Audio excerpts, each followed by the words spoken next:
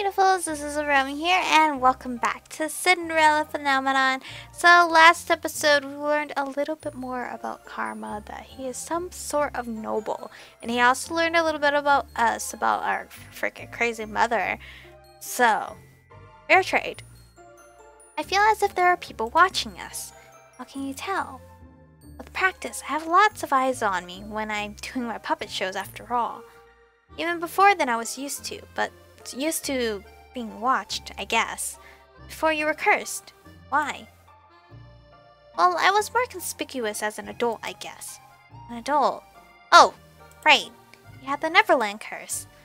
You remembered. Yes, I had the Neverland curse. I told you what that was in the tavern once. You were stuck as a child when you should be a man. Right. It's a little inconvenient, but I've gotten used to it. Waltz is so much more straightforward about his curse than Karma. And I love Waltz, but we can't play him yet. The two of us go into a store where we find the little cups that Parfait asked us to buy. After I pay, Waltz automatically picks up the bags. This help is nice for a change. I have become so accustomed to carrying the bags on my own. So, have you made any progress on your good deeds? You can see from my necklace that I have not. But you have changed. I still don't see how I've changed at all. Karma hasn't taught me anything about doing good. Sometimes in order to do good, you need to realize some things about yourself first. Maybe Karma's not so bad at helping you with that. He is selfish, flamboyant, and acts as if the world revolves around him. But you're still partnered with him. I am. I'm okay with Karma's company. Most of the people judge and shun me. But Karma hasn't done that, and he's even mentioned enjoying my company. I have become more tolerant of him too. Oh, Princess! Waltz's eyes light up, and I see him pointing ahead to a crowd of people gathered around the center of the town. A woman stands in the middle of the crowd telling people's fortunes. We should go see if we can get our fortunes told. Come on! The crowd around the woman grows only grows larger until nearly half of the plaza has taken up. I find myself pushed around the crowd as I try to follow Waltz. The crowd is dense though, and in no time at all I have lost him. Waltz! I call for him, but I do not see him over the dozen of people in front of me. I will wait for him at the outskirts of the town. He should be able to find me. I make my way out of the crowd into the edges of an alleyway. But Waltz still does not appear. 10 minutes go by, and I consider walking back to the crowd when I hear a voice behind me. Are you looking for someone, madam? I feel someone grab my hand. I stop in a way and take a step back. When I turn, I find a man standing behind me in the alleyway. Did I mean to startle you? What do you want? I want to help you return to the palace, Princess Michiko. You know who I am? I do, Princess, and I can lead you back to the palace. Who are you? Someone who's working for the king. The king does not remember me. The only people that would remember me are witches, fairies, and those with the curse. So who exactly is this man? You're lying. Princess, why would I ever lie to you? Now come on, I'm sure everyone at the palace will be very happy to see you. The man grabs my hand roughly and begins trying to pull me through the alleyway. The first thing I try to do is scream, but the man clamps his free hand over my mouth. The crowd is getting farther from us and no one can see us in the shadows. Princess, I swear on my word I'm bringing you back to the palace. Wait for an opening or fight back? Should I wait for an opening? I'm gonna wait for an opening. You'll be expecting me to fight back. I have to hold my ground until there is an opening. What would Jurian and Garland do in this situation? Nice and obedient, yeah? Better that way. After all, I'm not a bad guy. The man walks me down the alleyway. His hold on me is still tight. I am forced to walk with him until we get to a dead end. Now where was that passageway he was talking? That's my chance. What is this I see before me? I look up to see Karma standing on the rooftop right above us in his disguise, holding a sword, a broad grin on his face. Madam, you might hurt yourself playing with that sword. You might want to put it down. What's this, sir? Do you feel threatened by me? You should. Karma jumps down from the building and raises his sword in front of him. His eyes are angry, his earlier jovial personality fallen away. Anyone that attacks a lady has to pay for the crime. Karma rushes forward, moving faster than I can see. Even in his long dress, the glint of the sword causes the man to fall backwards, loosening his grip on me. I step back from the man's hold and watch as Karma points his sword at the man's neck. Now I have a sword and you do not. Do you really want to test your luck, sir? This isn't worth it. Was that a good choice that I did? The man runs off, leaving me alone with Karma in the alleyway. What's this? You were a lot cockier just a few moments ago. I breathe out slowly as a relief washes over me. Princess! Watts approaches from where the man had run. So, did you meet the coward fellow on your way here? I bumped into a man who looked as if he was running from death. Oh my, I feel oddly accomplished. Karma and Watts' voices became faded and indistinct as my vision blurs. I am suddenly light on my feet. All the adrenaline from earlier had dissipated into thin air. I feel tired. Princess! It's all over again. It's the same thing all over again. Before I can collapse, I feel arms pulling me back up. Rest easy, Princess Michi. Close my eyes and fall into blackness. Was it right? Did I choose right? See, I don't like this game because sometimes I don't know if it's like a choice that is affected or not. Fight back? I have to fight back. Maybe I can still draw people's attention to me. I try to squirm my way out of the man's arm, but it does not work. He chuckles lightly at me until I elbow him in the stomach. For the few moments that I am free, I try to run, but all too soon the man grabs me again with the same punishing grip over my mouth and knows to stop me from screaming. You're a real feisty one, ain't ya? I feel like I might faint. In one last attempt to get free, I tug at the man's hand with my own and manage to shift it just enough until I can bite down on it. Ow! The man screams in pain, his grip finally loosening. I can hear him curse as I run away from him. Oh, this is completely different. A few minutes later, I realized I have gone in the wrong direction. I soon came to a dead end in the alleyway, and I can hear the man running up behind me. Oh, so I was supposed to jab him. So the one time I actually listened to him to wait, that was the wrong choice. Wow, are you for real? This game is so like triggering me, because I keep thinking that this one choice is correct, but you're supposed to be damsel in distress and fight back, when I thought I could just wait for a freaking opening. Alright, I guess we had to let him look like the hero. Okay, whatever. I'm gonna try my best to get this good ending. Hopefully me going back is the correct choices. When I wake up, Anise is setting a tray of food down on my bedside table. She does not notice as I rise slowly from my bed. Anise! Oh, Princess, you're up. We were worried about you. Lady Delora and Lady Parfait said you were just out because of shock, but still. How long have I been asleep? Just a few hours, Princess. Don't worry about chores for now. Lady Delora says that if you're feeling better later, you can use Mr. Broom. Just thinking about using Mr. Broom gives me a headache. Where are Karma and Watts? Watts is scouting the town looking for the man that captured you. And Karma? I think he might be in his room, Princess. He's got patrol tonight, so he's resting a little bit. If he has patrol tonight, that must mean he was resting this morning too. How did he know I needed help? You need anything, Princess? No, I'm going to visit Karma. What? To thank him. However, he knew if Karma hadn't been there, things would have ended so well. Yes. Would it have ended so well? Did I miss a word there? That's sweet, Princess. Oh, Lady Delora wants to talk to you about what happened when you were feeling up to it. Okay. See, I am turning around. I'm just not noticing it, apparently. I'll wait until Anise leaves the room before I follow after her. It's only after I exit my room that I realized I do not know where Karma's room is. Anise must have assumed that I already knew, with us being partners and all. It's fine. I don't need Anise's assistance for this. I can find Karma's room on my own. It takes me some time, but I eventually found a room with his name on the door in careful flowery letters. It suits him. I simply opened the door without thinking to knock. Because, oh Jesus. Is that a tattoo? Hello? You guys know my strange fear of like chest guys. I expected to find Karma lying in bed, but instead he is standing in front of a mirror changing his clothes. Princess? Oh. I do not think I have ever seen a shirtless man before. Oh, indeed. He's smiling at us. It turns to me into the realization that he's standing there just in his pants. Hits me hard in the stomach. My face feels incredibly uncomfortably warm. Why are you just standing there? Put on your clothes! And then I noticed the large tattoo on his chest. It is a rose ensnared by many vines. I stare at it for a few moments before Carmen puts a hand there to conceal it. It's rude to come into a lady's room unannounced, you know. So is the fairy tale the Beauty and the Beast? Because there was a rose in that fairy tale. Karma slips his usual dress on carefully over his head and then approaches me. I take a step back without realizing. Karma raises an eyebrow, then smiles at me mischievously. It is a familiar look, but it rattles me more now than it ever has before.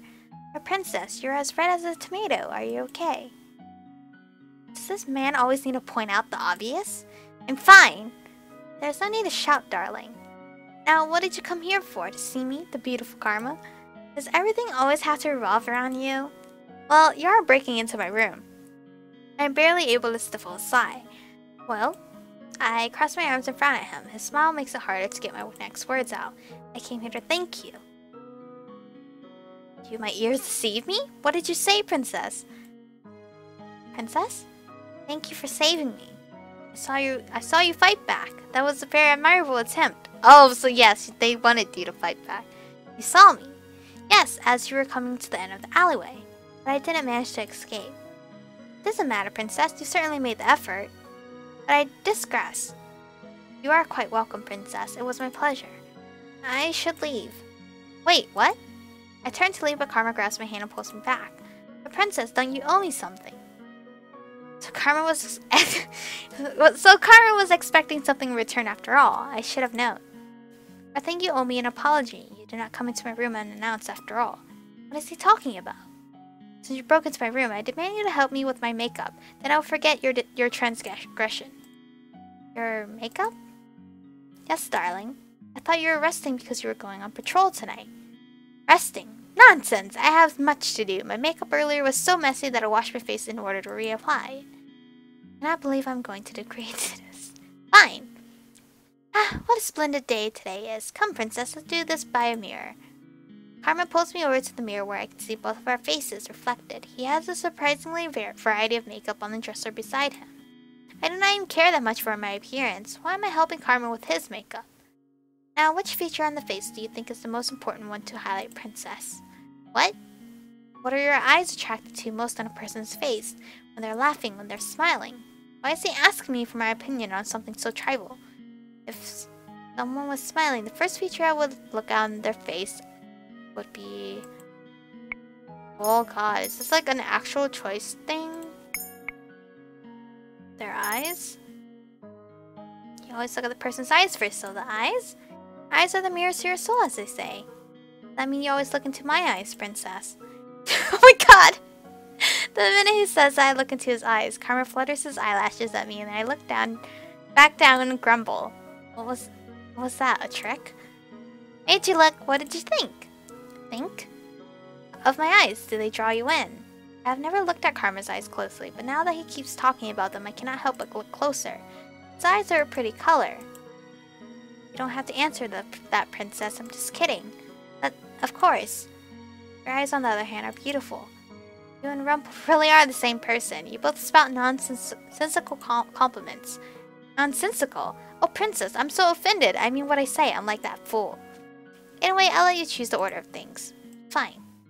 Just don't make me look like a clown, princess. I know how much you like to tease me, but I need to get out of here quickly today.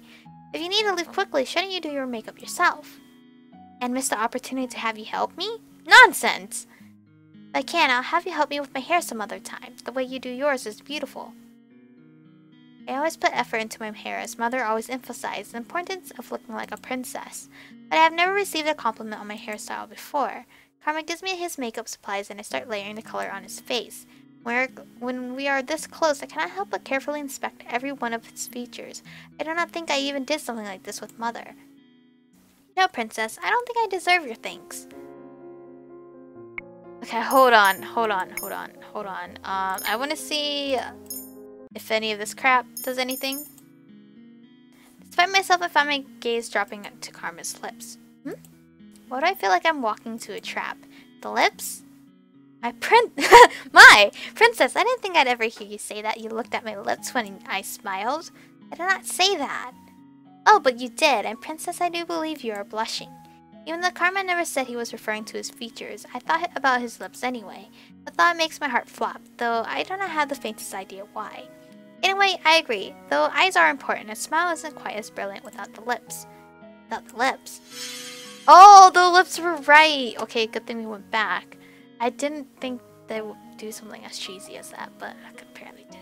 I try to imagine a smile without lips and shudder. Sorry, princess, I misspoke. Try to dispel the image from your mind. Okay, so it was the eyes. Alright. I meant lips. I paused and raised an eyebrow at him. What? You've been helping me for a while, and I haven't helped you with your curse at all. What I did today was just a coincidence. Coincidence? I'd heard you went to town with Watts, and so I followed you too. I only happened to catch what happened in the alleyway. You managed to see me, even when there were so many people who didn't? I have good eyes, probably. Probably. It's not like you to be so humble. Ichiko, I am once again offended. And why were you following us in the first place? You said you were too tired to go into town today. I was worried. It was strange not accompanying you today. Worried? Why would you be worried? Karma looks puzzled for a few moments. He glances at himself in the mirror solemnly, then shrugs. Intuition, perhaps. Watts mentioned something about feeling watched. Is there something that Watts and Karma are watching out for that I am not? Karma closes his eyes momentarily and takes the opportunity to dust his eyes with eyeshadow. He does not seem to mind. Princess, you haven't spoken about what happened today with Delora Parfait, have you? No, not yet. You came to thank me first. Yes. Oh! Karma falls into silence and I continue to work, sweeping blush on his high cheekbones. Princess, do you know anything about the man who tried to drag you away today? No, he said only that he worked for the king, before telling me he would take me back to the palace. I wonder how he recognized you. I was wondering that myself. How curious and alarming. The only ones who should pose a problem at this time are the witches. Witches? What do they want to do with me? Well, I only meant that witches are the only ones who can see through our curses. That man spoke with a witch? It's possible. But why? Why would the witches want me back at the palace? Or was that man trying to lead me somewhere else? I suppose either way the man couldn't have wanted to bring me back to the palace for a good reason. It's possible that a witch gave a commoner description of you. But then why would... Karma stops talking and looks up at me with something like sympathy. Sorry, I'm just running my head for ideas. Are the witches really so dangerous? And what do they want with me in the first place? I feel like our mother was a god of witches or something. Rest assured, Princess, we'll figure this out. I nod my head slowly. I have a lot of questions for Delora and Parfait, but it is possible that even they might not know everything. I will need to think on my own as well, just in case they decide to keep more of their secrets. I look at Karma and shake my head. Next time I will be more wary. I won't let myself be caught unaware. Before I realize that Karma has his hand on my cheek and is staring at me solemnly. His eyes are as cold and unmoving as steel. Princess, there won't be a next time. That's what I said. Next time I'll make sure that you're definitely not alone. Had I been alone today, I might have actually been kidnapped. I know that, but I cannot show weakness. I just need to be more cautious. I am not some damsel in distress, you know. Having someone at your back is far more comforting. Even on the battlefield, knights fight better together. What's wrong? Nothing. He moves his hand away from my face and stands up, sighing. His eyes look suddenly distant and his posture is stiff. I think we're about done here, right? I haven't finished your makeup, though. Wait, why am I even concerned about that? Oh, sometimes simple is better, or would you like me to sit back down? I do enjoy being pampered by you, Princess. I take it back. We are definitely done. Good. Thank you for your hard work. In an instant, the mood changes and a bright smile once again graces Karma's face. As much as I hate to do this, I'm going to have to leave you, darling. I have business in town and then a patrol later tonight. I probably won't see you for the rest of the day, but thank you. He's thanking me for putting on his makeup. It was such a small thing. You're welcome. You already thanked me, though. Well, now you can tell I'm twice as thankful as a normal person. That doesn't make any sense, but it's Karma. A lot of things he says does not make any sense. I leave the room with Karma and he leaves the tavern as if go to find Parfait and Delora. The two of them are seated together in the reception, speaking in hushed voices when I arrive. They both pause to look up at me as I walk into the room. Well, if it isn't the princess. Took you long enough to come see us. Anise told us you were unharmed. We're glad to... Excuse me, I had a burp. We're glad to see you glad to see you safe. I was gonna say unsafe, Princess. So how about telling us what happened? When prompted, I tell them everything that transpired in the alleyway. The two listen and only exchange a solemn glance when I am done. I know nothing. Do you know something about all of this that I don't? Why would the witches be after me in the first place? Remember that we said about the Tenebrarium corrupting witches? Well, those witches don't like seeing curses broken. They meddle where they can because they can. That is why I cast a glamour on you. Glamour? Glamour? On you when you arrived here so that you could remain hidden from magical eyes. I did it to protect you. To protect me. I feel like there's more to this that they are hiding. But I don't think any amount of convincing will get them to say anything. Forgive us, Princess. We're not entirely sure what's going on either, though if it was a human that captured you, he must be working with the witches somehow. Troublesome to say the least, but we don't know the details yet. Give us some time to figure things out. Until we figure out who that man is and who he's working for, you need to have an escort with you out of the marching and at all times. You understand? And once you figured it out, you will tell me? I gotta take a sip real quick. Oh, so much talking. The two exchange another look, which one makes me more frustrated. They are obviously keeping secrets right in front of me. We'll tell you once everything falls into place. Don't worry, Princess. We would never let you put in any danger. The silence is what ends our conversation. I make my way back to my room, feet heavy. I feel like a fly caught in spider webs. I try my best to clear my mind as I return to my room. I love Karma. The days go by slowly, and I make no progress with my curse. Karma is busy with the knights today, and Delora and Parfait are busy talking with Rumpel about his curse in his room. Tonight is the perfect night to go and wander the town by myself. I need to see if I can find out anything about the witches and what is happening around the kingdom. But you can't leave by yourself, stupid character! Delora and Parfait are not going to tell me anything, and no one has wanted to take me out of the marching since the kidnapping attempt. These thoughts spiral helplessly in my mind as I sit at a table. I have just finished working for the day, and the activity in the marching is beginning to wind down. Garland stands at the door as the last few customers leave the marching. Jurian walking over to the room, making sure that there are no problems. At the corner of my eyes, I notice two men pause halfway across the room to glance back at her. I can overhear their words from where I am. Shame that she's a knight, eh? She's a proud type, too proud to let a man date on her. Date on her? Bleeding shame indeed. But do you think if I tried to say something to her? You too. Garland is suddenly standing behind the two men, an uncharacteristically dark glare on his face. Is there a problem? Doors are closing for the night. I'm going to ask you to please leave. No need to be so uptight, lad. We're on our way out now. The two men walk out and Garland stands in the middle of the tavern area, glaring after them. He more or less pushed them out of the tavern. If the niece had seen that, she'd probably have scolded him. Garland. You okay? Of course. You think you can fool me? I've known you long enough to know that something's bothering you. Obviously not long enough to know that he has a big crush on you. Neither of the knights seem to notice me here. If they do, they ignore me. Jurian is still looking insistently at Garland, who looks down at the floor. Is he going to say something to her? Garland says nothing, though. He looks at a loss for words. Finally, Jurian reaches out and pokes his shoulder, and he looks up, startled. Still the same as always, the silent, watchful knight. Only says things with certainty when he knows they are the truth. Even the princess is waiting for you to say something. Both knights turn to look at me, and Garland seems surprised. I raise an eyebrow at him, and he hurriedly looks away. Patrol is starting soon. I'll head up first. Okay, stay safe. Garland nods at her with a little smile before he leaves the tavern. Going to sleep soon, princess. I was just going to head up. I stand up and get ready to move up to my room, but stop once more to look at Jurian. Did you hear what those men were saying? Oh, about me being too proud or something. So she did hear them, but chose to say nothing. It doesn't bother me. They're right.